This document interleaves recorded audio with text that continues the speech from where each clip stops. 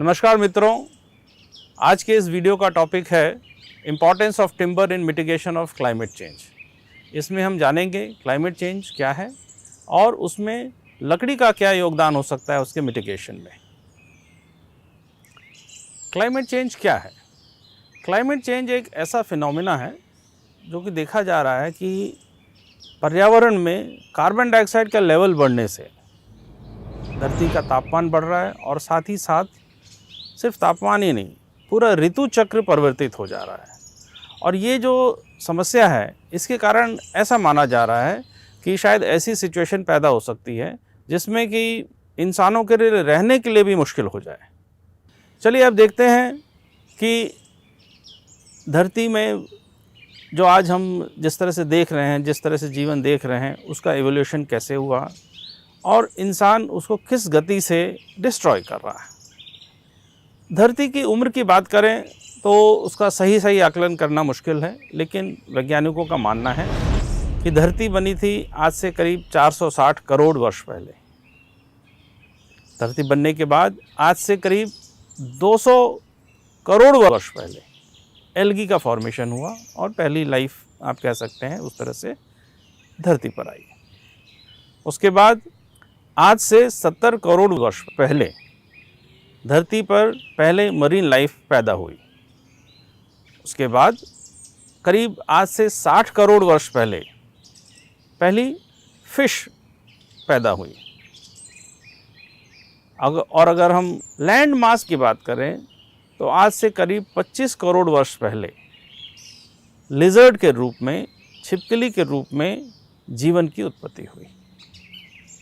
इंसानों की बात करें तो ऐसा आकलन है कि आज से करीब 2.5 लाख साल पहले इंसानों की उत्पत्ति हुई।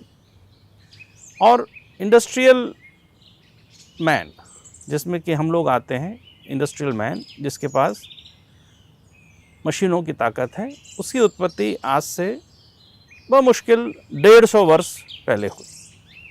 अब इसी चीज़ को हम ज़रा दूसरे तरह से देखते हैं। 460 करोड़ वर्ष को अगर हम एक साल में देखें तो कैसी चीज़ें देखें, उस हिसाब से देखें तो धरती की उत्पत्ति आज से 52 वीक पहले हुई। एल्गी का फॉर्मेशन जो कि 200 करोड़ वर्ष पहले हुआ था, हमारे इस नए स्केल में आज से करीब 23 वीक्स पहले, 23 हफ्ते पहले हुआ।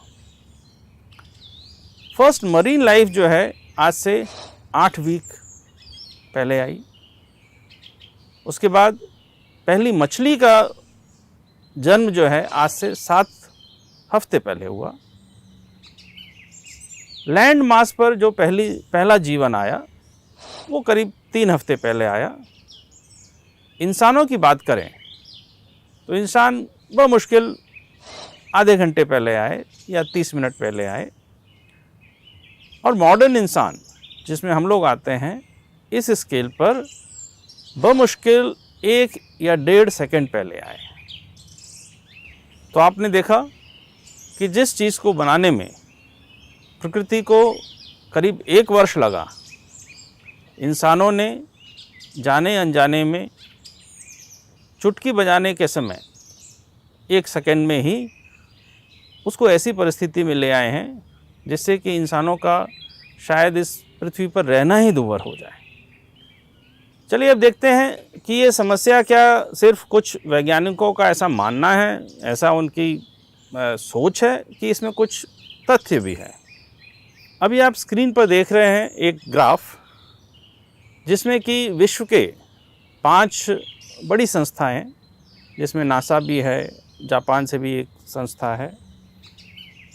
इन लोगों ने धरती के क्लाइमेट में टेम्परेचर को नोट किया है और आप देख सकते हैं 1975 से लेकर अभी तक टेम्परेचर हमेशा बढ़ता ही जा रहा है और ऑन एवरेज 1 डिग्री तक बढ़ भी चुका है।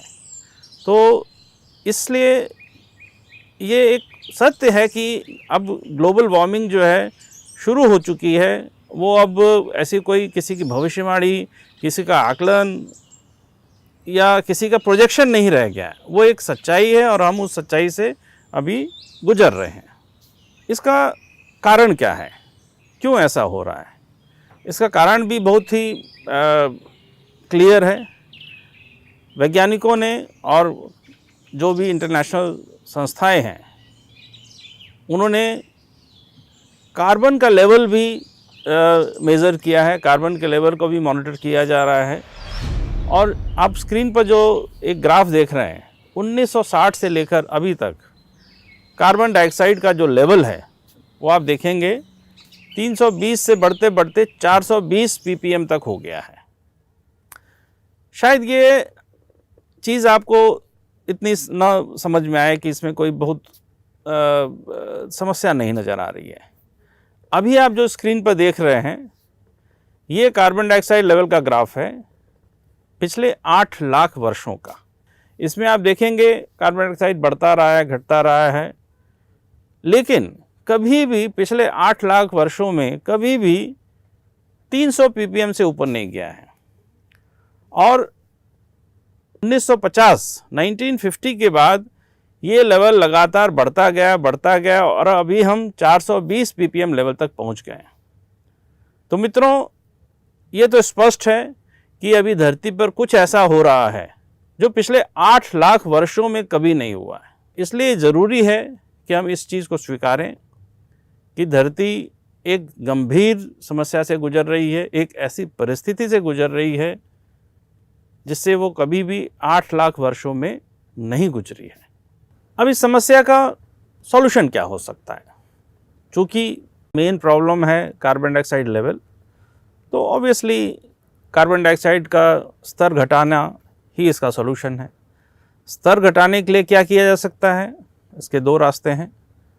पहला है रिडक्शन इन एमिशन, जो एमिशन हो रहा है उसी को हम कम करें। उसको कैसे कर सकते हैं? तो 3 मोटे मोटे तरीक़ों से किया जा सकता है: रिड्यूस, रीयूज़ एंड रिसाइकल। अब आता है सिक्वेस्ट्रेशन। सिर्फ रिडक्शन से काम नहीं चलेगा। क्यों नहीं चलेगा?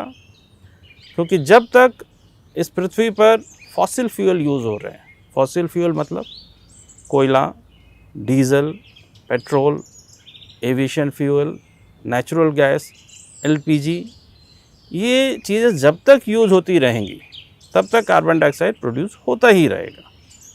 तो रिडक्शन ऑफ इमिशन के साथ साथ हमको सीक्वेस्ट्रेशन, मतलब कि जो कार्बन डाइऑक्साइड प्रोड्यूस हो गया है उसको किसी तरह से वापस हम नीचे स्तर पर लाएं, उसको सीक्वेस्टर कर लें, किसी दूसरे फॉर्म में हम उसको ब्लॉक कर दें, जिसको कार्बन लॉकिंग कहा जाता है। उस चीज़ पर हमको ध्यान देना चाहिए। तो आपने देखा कि क्लाइमेट चेंज की समस्या कितनी गंभीर है और क्लाइमेट चेंज के जो सॉल्यूशन है उसमें सीक्वेस्ट्रेशन का क्या रोल है। सीक्वेस्ट्रेशन के लिए सब जानते हैं कि पेड़ एक इम्पॉर्टेंट चीज़ है, लेकिन क्या हम उतनी चीज़ें कर रहे हैं जितनी ज़रूरत है इस समस्या के समाधान के लिए? तो इससे मैं आपसे 4 क्वेश्चन पूछता हूँ। क्या ट्री कटिंग को पूरी तरह से बैन नहीं कर दिया जाना चाहिए? पहला क्वेश्चन।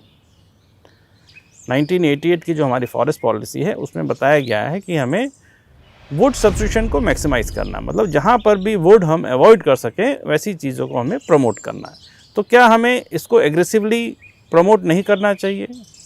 ये हो गया दूसरा क्वेश्चन। तीसरा क्वेश्चन आता है, ऐसा कुछ लोग बोलते हैं कि कुछ ऐसे प्लांट्स हैं जो रात में भी फोटोसिंथेसिस करते हैं, तो क्या हमें उन्हें प्रमोट नहीं करना चाहिए? चौथा क्वेश्चन आता है, क्योंकि ट्रीज़ काफ़ी स्लो ग्रोइंग है, तो क्या ऐसी टेक्नोलॉजीज़ नहीं डेवलप करें जो आर्टिफिशियल फोटोसिंथेसिस करें या कोई दूसरे तरह से कार्बन डाइऑक्साइड को सिक्वेस्ट्रेशन करें? क्या इस चीज़ पर हमें प्रमोशन नहीं करना चाहिए? ज़रा सोचिए। अब मैं आपसे जानना चाहूँगा इन चारों प्रश्न का उत्तर क्या होना चाहिए। मित्रों, अगर चारों में से एक भी प्रश्न का उत्तर आपके दिमाग में यस है तो आप इस वीडियो को ध्यान से देखें, आपको नई चीज़ें जानने को मिलेंगी, क्योंकि साइंटिफिक लॉजिक के हिसाब से चारों क्वेश्चंस का आंसर नो होना चाहिए। क्यों नो होना चाहिए, अभी हम देखते हैं। चलिए अब कार्बन सिक्वेस्ट्रेशन के पीछे जो साइंस है उसको समझने की कोशिश करते हैं। प्रोसेस का नाम है फोटोसिंथेसिस। केमिकल रिएक्शन बहुत सिंपल है। 6CO2 + 6H2O gives C6H12O6 + 6O2। जो इस रिएक्शन के लिए होने के लिए ज़रूरी हैं वो दो हैं उसमें, एक है ये क्लोरोफिल का प्रेजेंस, दूसरी है सनलाइट। तो ये प्रक्रिया सिर्फ हरे पेड़ों में हो पाती है और हरे पेड़ों में भी सिर्फ सनलाइट के प्रेजेंस में हो पाती है। कार्बन डाइऑक्साइड, वाटर और ऑक्सीजन तीनों इनविजिबल हैं, लेकिन जो C6H12O6 है जो कि ग्लूकोज का फॉर्मूला है, ये एक विजिबल कंपाउंड है और नॉर्मली पेड़ में ये सेलुलोज में कन्वर्ट हो जाता है। सेलुलोज मीन्स जो हरी चीज़ें आप देखते हैं उसमें जो लीव्स हैं, ट्विग्स हैं, टहनियाँ हैं, तना है, ये सब जो बायोमास जिसको हम मिलके बोलते हैं, ये सेलुलोज होता है और ये कन्वर्ट होता है C6H12O6 यानी कि ग्लूकोज से। तो ये प्रक्रिया का जो डायरेक्ट प्रूफ है, ये प्रक्रिया हुई है, उसका डायरेक्ट प्रूफ है बायोमास। और दूसरी चीज़ ये भी है कि रेट ऑफ सिक्वेस्ट्रेशन में डिफर, स्पीसीज़ पर डिपेंड करता है, कोई तेज़ी से करता है, कोई धीमी गति से करता है, लेकिन total sequestration is directly proportional to the biomass. इसमें कोई संशय नहीं होना चाहिए। अब यहाँ पर एक और चीज़ जानने की ज़रूरत है, पेड़ का जो ग्रोथ होता है वो कैसे होता है और उसमें क्या फेजेस होते हैं। आप स्क्रीन पर देख रहे हैं जुवेनाइल फेज, जिसमें ये धीमी गति से बढ़ता है, 1 या 2 साल कह सकते हैं। फिर एक आता है मैच्योर फेज, जिसमें ये काफ़ी तेज़ी से ग्रोथ होती है, इसमें बायोमास काफ़ी तेज़ी से बढ़ता है। फिर एक फेज़ आता है जिसको सेनेसेंट फेज़ बोलते हैं। इस फेज़ में पेड़ जिंदा तो रहता है लेकिन उसमें बायोमास ग्रोथ नहीं देखा जाता है। ये एक सच्चाई है और किसी भी पेड़ का इसी तरह से एक टिपिकल ग्रोथ देखा जाता है। अभी आप जो स्क्रीन पर देख रहे हैं, इसमें किसी पेड़ का करंट एनुअल इंक्रीमेंट और मीन एनुअल इंक्रीमेंट का ग्राफ दिख रहा है। इसको काई और माई 2 ग्राफ भी बोले जाते हैं। अभी जो आपने देखा जो 2 ग्राफ, इसमें कुछ चीज़ें जो ऑब्ज़र्व की जा सकती हैं। जो एक पेड़ की जो ग्रोथ है इन द इनिशियल फेज़ वो स्लो होता है, फिर पीक कर जाता है और बाद में ड्रॉप कर जाता है और वर्चुअली रुक जाता है। अब इस पर हम ये प्रूफ कर सकते हैं साइंटिफिकली, लॉजिकली और मैथमेटिकली कि अगर हमको सिर्फ वॉल्यूम पर, बायोमास पर ही फोकस करना है, वही हमारा मेन एम है, तो जब मीन एनुअल इंक्रीमेंट हाईएस्ट होता है, जो अपने पीक पर होता है, उस वर्ष को अगर रोटेशन पीरियड बना दें, मतलब कि मान लीजिए मीन एनुअल इंक्रीमेंट 15 वर्ष पर मैक्सिमम पर होता है, तो किसी एक लैंड पर हम पेड़ लगाएं, 15 साल में उसको काट दें, फिर नया पेड़ लगाएं, फिर 15 साल में काट दें, इस तरह से करते रहें तो एक लंबे समय तक अगर देखेंगे, उस लैंड से जो मैक्सिमम आउटपुट हम ले सकते हैं उस रोटेशन पीरियड पर वो फिक्स हो जाता है। यही हमारी ट्रेडिशनल फॉरेस्ट्री का एक प्रिंसिपल रहा है और इसी तरह से सालों से फॉरेस्ट्री होती रही है। यहाँ पर इंटरेस्टिंग एक चीज़ दिखती है कि वॉल्यूम ऑफ टिम्बर जो है वही अगर हमारा मेन हेतु है, तो वॉल्यूम ऑफ टिम्बर, प्रॉफिट और environmental purification by production of O2 या environmental purification by sequestration of CO2, ये सब चीज़ें परफेक्टली मैच करती हैं। यहाँ पर मैं एक चीज़ कहना चाहूँगा कि जो पेड़ होते हैं ये सिर्फ सिक्वेस्ट्रेशन ही नहीं करते, काफ़ी दूसरे इकोसिस्टम सर्विसेज भी करते हैं।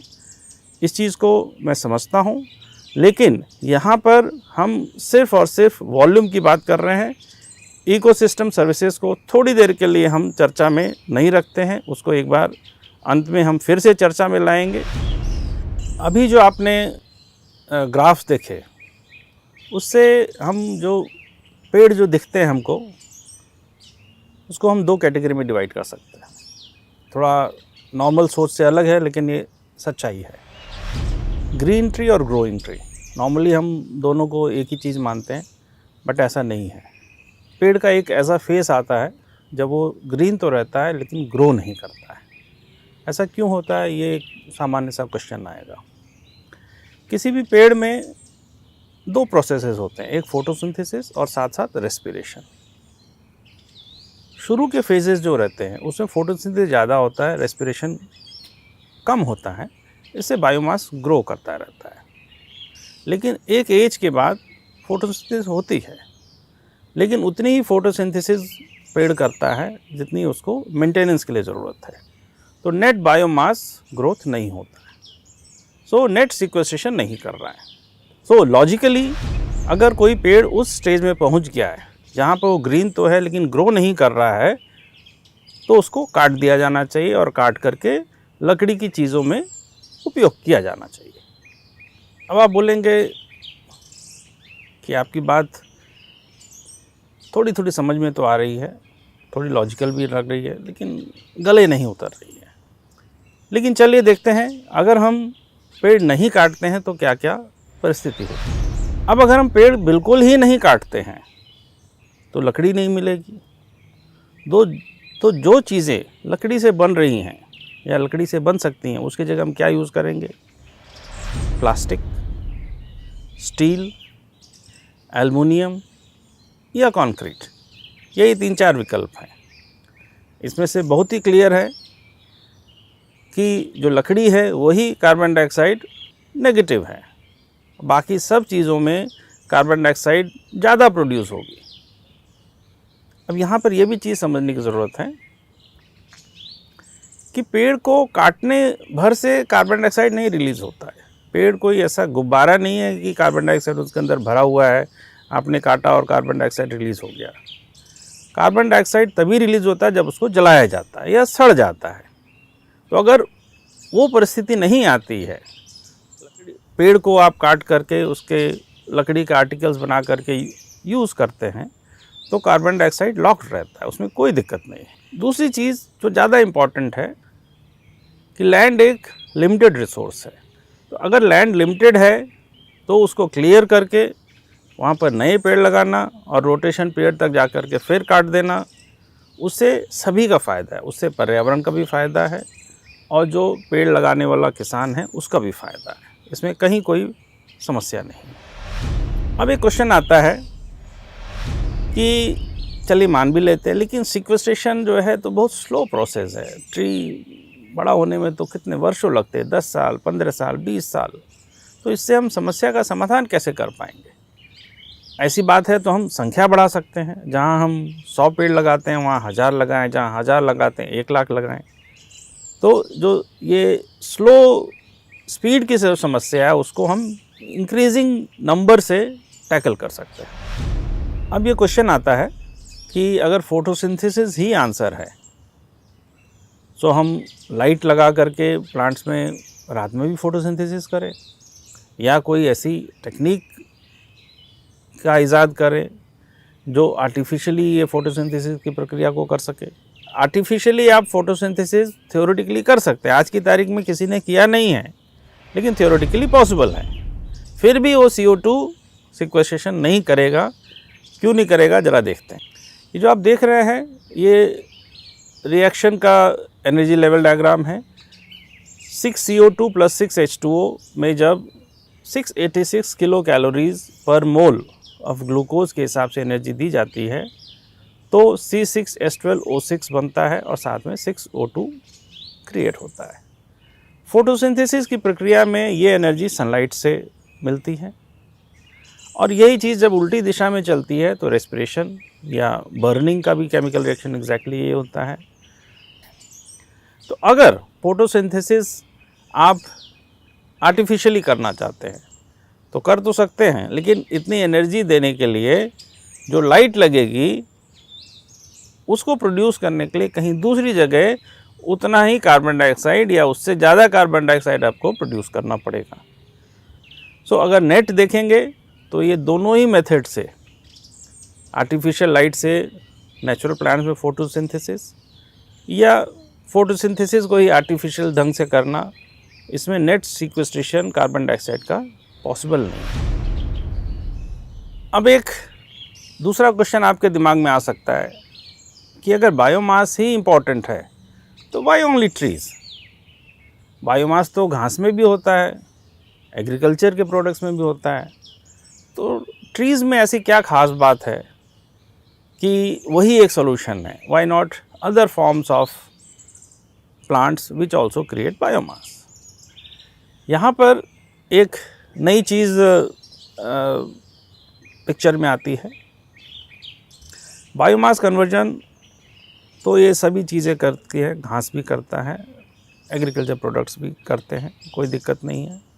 लेकिन जिस फॉर्म में करते हैं उसकी लॉन्जिविटी कितनी है वो भी इम्पॉर्टेंट हो जाती है। इस चीज़ को इस तरह से हम समझने की कोशिश करें। अगर कोई आपसे कहे कि 100 साल पुरानी 100 kg लकड़ी लेके आइए तो शायद आप इजीली ले आएंगे, लेकिन वहीं पर कोई आपसे कहे 5 साल पुरानी 5 kg घास लेके आइए तो शायद आप नहीं ला पाएंगे। क्यों? क्योंकि 5 साल में घास जो है या कोई खा लेता है उसको या कोई जला देता है, तो मतलब इसका ये हुआ कि जो कार्बन डाइऑक्साइड बायोमास प्रोडक्शन में लॉक हुआ था वो 5 साल में वापस पर्यावरण में आ गया। यही चीज़ें बाकी चीज़ों में भी होती हैं। सिर्फ पेड़ ही ऐसी चीज़ है जिसमें कि अगर वो लॉक हो जाता है या लकड़ी के फॉर्म में कन्वर्ट हो जाता है कार्बन डाइऑक्साइड, तो एक वो लंबे समय तक लकड़ी के फॉर्म में बना रहता है। मित्रों, अब समय है इस चर्चा को समराइज़ करने का। ऋतु परिवर्तन एक बहुत ही गंभीर समस्या है। यह एक ऐसी समस्या है कि जिससे हमारी पृथ्वी पिछले 8 लाख वर्षों में कभी नहीं गुजरी है, और इस समस्या के लिए अगर समय रहते हमने सही कदम नहीं उठाए तो इस पृथ्वी पर शायद इंसानों का रहना भी दूभर हो जाएगा। तो इस समस्या के निदान के लिए हमसे जो बन पड़े करना चाहिए। हम सभी को कार्बन उत्सर्जन को रोकने के लिए रिड्यूस, रीयूज़, रिसाइकल के सिद्धांतों के अनुसार खुद भी प्रयास करने चाहिए और सरकार के प्रयासों में मदद भी करनी चाहिए। चूँकि कार्बन सिक्वेस्ट्रेशन में पेड़ों का कोई विकल्प ही नहीं है, तो ऋतु परिवर्तन के निदान के लिए किसी भी कार्यक्रम में पेड़ों का लगना एक महत्वपूर्ण अंग होना चाहिए। जहाँ हो सके, जितना हो सके सभी को पेड़ लगाने चाहिए। सिर्फ इतना ही नहीं, परिपक्व होने पर उन्हें काट के लकड़ी की वस्तुओं में इस्तेमाल करने में भी कोई बुराई नहीं है, बल्कि उससे नए पेड़ों के लिए जगह मिलती है और किसानों को भी फ़ायदा होता है। तो इसलिए लकड़ी से बनी चीज़ों का ज़्यादा से ज़्यादा इस्तेमाल करना चाहिए। चूँकि कुछ जंगल जैसे कि राष्ट्रीय उद्यान, अभयारण्य, अच्छी जैविक विविधता वाले जंगल इत्यादि कार्बन सिक्वेस्ट्रेशन के अलावा भी काफ़ी महत्वपूर्ण इकोसिस्टम सर्विसेज देते हैं, इसलिए यह रणनीति वहाँ लागू नहीं की जा सकती। लेकिन जिन जंगलों में प्रोडक्शन फॉरेस्ट्री संभव हो वहाँ पर और जंगलों के बाहर इसे ज़रूर लागू करना चाहिए। मैं कहना चाहूँगा कि ऋतु परिवर्तन की गंभीरता के बारे में काफ़ी लोगों को तो पता ही नहीं है, और जिन्हें पता है उन्हें ठीक से ये पता नहीं है कि इसके लिए अंततः उन्हें करना क्या है। तो इस संदेश को लोगों तक पहुंचाना भी बहुत ज़रूरी है, जिससे हम बिनजरूरी और भ्रामक चीज़ों में समय बर्बाद न करें। अंत में वीडियो को ध्यानपूर्वक देखने के लिए आपका बहुत बहुत धन्यवाद। आशा है इस वीडियो में दी गई जानकारी और संदेश आपको पसंद आई, आप उसका पालन करेंगे और दूसरों तक भी ज़रूर पहुंचाएंगे। बहुत बहुत धन्यवाद।